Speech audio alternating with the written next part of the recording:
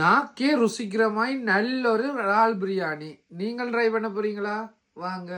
இப்போ நாங்கள் இறாலுக்கு தேவையான மசாலா வந்து மிக்ஸ் பண்ணி வச்சுக்கொள்ள போகிறோம். இப்போ நாங்கள் மீன் மசாலா, அதோட மஞ்சள் தூள், அதோட குறி பவுடர், அதோட உரைப்புக்கு தேவையான அளவு தூளை வந்து சேர்த்துக்கொள்கிறோம். அது மட்டும் இல்லாமல் உப்பு வந்து தேவையான அளவு சேர்த்துக்கொள்கிறோம்.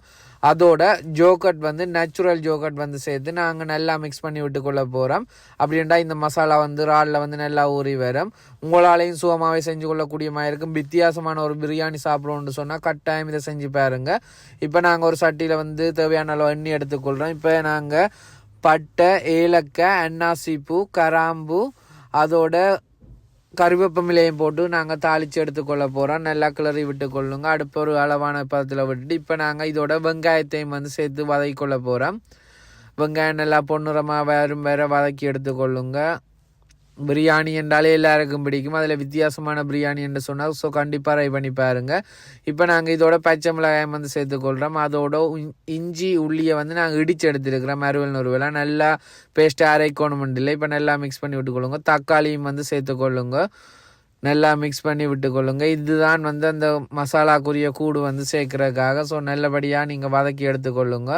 இப்போ நாங்கள் இதுக்குள்ள கொத்தமல்லி இலையும் புதினா இலையும் வந்து சேர்த்துக்கொள்கிறோம். பிரியாணிக்கு வந்து மெயினான டேஸ்ட்டை கொடுக்குறதே இந்த ரெண்டும் தான். ஸோ அந்த ரெண்டையும் வந்து சேர்த்து கொண்டுட்டு நாங்கள் தேவையான அளவு உப்பை மேலதிகமாக நாங்கள் இதுக்குள்ளேயும் வந்து சேர்த்துக்கொள்கிறோம். நல்லா மிக்ஸ் பண்ணி கிளறி விட்டுக்கொள்ளுங்க. இப்போ உள்ளி வந்து நாங்கள் சேர்த்தோன்னே அடிப்பிடி கவலிக்கிட்டு ஸோ அடுப்பு அளவான இதில் வச்சுட்டு நாங்கள் இறாலை வந்து சேர்த்து இறாலை கொஞ்சம் வதக்கி எடுத்துக்கொள்வோம். இறாலை மட்டும் இல்லை அந்த தலைப்பகுதியை வந்து எடுத்துக்கொள்கிறோம். சில பேர் இதை விரும்ப மாட்டீங்க, ஆனால் இது ரொம்பவே டேஸ்ட்டாக இருக்கும். ஸோ நல்லா கிண்டி விட்டுட்டு இப்போ நாங்கள் பிரியாணி மசாலா வந்து சேர்த்துக்கொள்கிறோம். நாங்கள் இந்த பிரியாணி மசாலா தான் பழமையாகவே பாவிக்கிறாங்க. ஸோ அந்த பிரியாணி மசாலா பவுடரை சேர்த்துக்கொள்கிறோம். நல்ல வாசமாகவும் இருக்கும், டேஸ்ட்டாகவும் இருக்கும்ன்றக்காக இந்த பேக்கெட்டை பாவிக்கிறாங்க.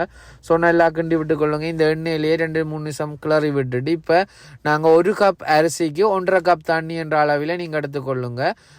நாங்கள் இப்போ 4 கப் அரிசி எடுத்தபடியாக நாங்கள் 6 கப் தண்ணி விட்டுருக்கோம். இப்போ பார்த்தீங்கன்னா சொன்னால் தண்ணி நல்லா ஒரு கொதி வந்துட்டுது. ஸோ நல்லா கிளறி விட்டுட்டு நாங்கள் இப்போ அரிசியை சேர்த்துக்கொள்ளுவோம். நாங்கள் அரிசி ஆல்ரெடி 1/2 மணி நேரம் ஊற வச்சுருந்தாங்க. அதால் தான் இந்த கப் அளவு தண்ணி விட்டுருக்கோம். ஸோ அரிசியை சேர்த்துட்டு நல்லா கிளறி விட்டுக்கொள்ளுங்க. கிளறிட்டு மூடி போட்டு மூடி விட்டுக்கொள்ளுங்க. அரிசி நல்லா அவிஞ்சு வர்றதுக்கு ஏற்ற மாதிரி. இப்போ பார்த்தீங்கன்னா சொன்னால் எல்லாமே அப்படியே மிக்ஸ் பண்ணிட்டேன். இப்போ நாங்கள் அதோட சிறிதளவு கொத்தமல்லி இலையும் புதினா இலையும் மேலதிகமாக வாசத்துக்காக சேர்த்துக்கொள்கிறோம். சேர்த்துட்டு மூடி விட்டீங்கன்னு சொன்னால் நல்ல ஒரு கொதி வந்து எல்லாம் அவிஞ்சு வருது. இப்போ கிளறி விட்டுக்கொள்ளுங்க அடிப்பிடிக்காத அளவுக்கு. இந்த டைம் வந்தோடனே நீங்கள் அடுப்பை நல்லாவே குறைச்சி வச்சிடணும். இப்போ பார்த்தீங்கன்னு சொன்னால் எந்த ஒரு தண்ணியும் இல்லாமல் எல்லாமே வற்றிட்டு இப்போ நாங்கள் இப்படி ஒரு அலுமினிய பேப்பரை போட்டு மூடி விட்டுட்டு அடுப்பை ஃபுல்லாகவே நிப்பாட்டிட்டு அதே சூட்டில் அதே அடுப்பில் வைக்க போகிறோம். இப்போ பார்த்தீங்கன்னா பிரியாணி ரெடி ஆகிட்டு எந்த ஒரு குளையலும் இல்லை. அறிவல் சூப்பராக வந்துருக்கு. ட்ரை பண்ணி பாருங்க. இது போன்ற சமையல் குறிப்புகளை தொடர்ச்சியாக தெரிஞ்சுக்கொள்ள எங்கள்கிட்ட பேஜை ஃபாலோ பண்ணிக்கொள்ளுங்க. தொடர்ச்சியாக அடுத்த ஒரு வீடியோவில் உங்களை சந்திக்கும் வரை என்றுமே நன்றி.